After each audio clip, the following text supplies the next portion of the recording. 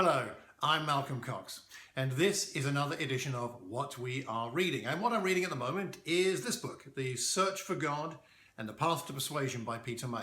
A terrific little book all about how to get better at being more persuasive in sharing the gospel with people and thinking that through. He uses the example of the Apostle Paul a great deal, and today we're looking at chapter 6 of Peter's book about Paul in Athens. Very interesting. And he makes the point that some people say that perhaps Paul regretted his approach in Athens. Most other places, when he got to a city, he went to the synagogue, spoke to the Jews and the God-fearers, used Old Testament scriptures. But in Athens, he tries a different approach. He quotes other secular philosophers and poets.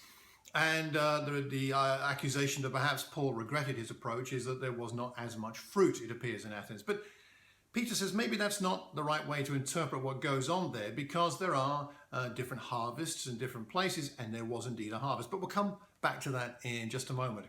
What about Paul's approach in Athens? Why did he take the approach he did?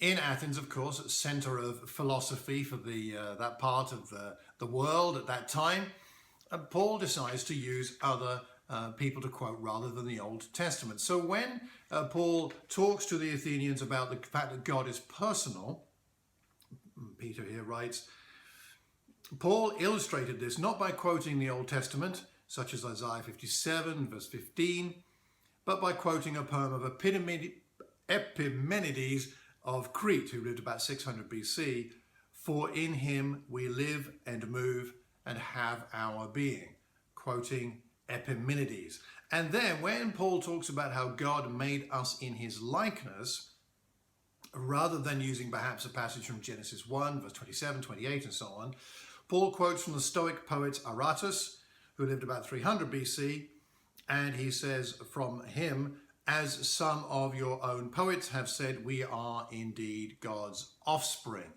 So we have quotes from Epimenides, we have quotes from Aratus here, and in that way, Paul connects with ways of thinking and sources that they would have respected and connected with in a good way. So it makes me think, and perhaps it might be good for all of us to reflect on, do we think about what would connect with the people we're speaking to? We all have our favorite ways of expressing truths from the gospel with people, but are we thinking about what would connect with the people that we're speaking to? So for example, when's the last time you used a quote from Beyonce as a way to connect with someone who might like the music of Beyonce, perhaps be a bit younger than I am?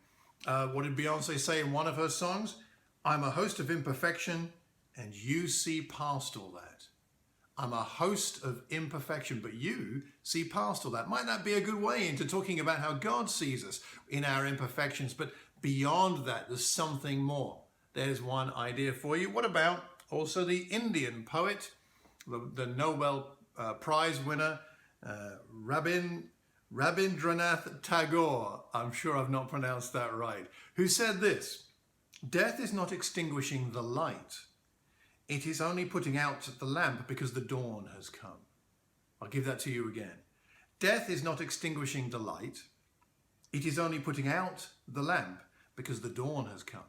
Might that be a good quote to get into the idea of, well, what does come? What is the dawn? What is dawn bringing after death? Especially if you're speaking to an audience from the Indian subcontinent.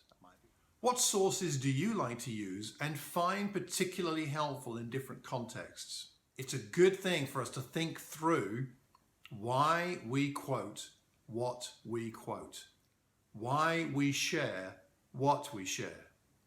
Peter says this towards the end of his chapter about Paul's time in Athens.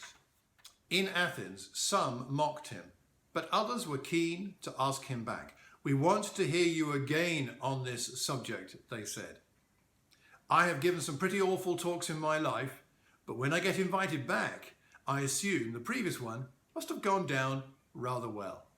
And so we see in Athens that some mock Paul, some want to hear more, and some become Christians. I'd be pretty content with that in my sharing of the gospel, whether it's on a one-to-one basis or in teaching and preaching a group. If some mock, that's okay. It will happen. If some are curious and want to know more, that's good. And if some become Christians, what a great thing that is. So let's think carefully about what we use, what sources we use, what information we use as we share with people. Are we thinking about the context of who we're speaking to as we choose what to say? Let me know what you think. mccx@mac.com is my email address, or you can leave a message anywhere you see or hear this recording. Until the next time, I hope you have a wonderful day, and God bless.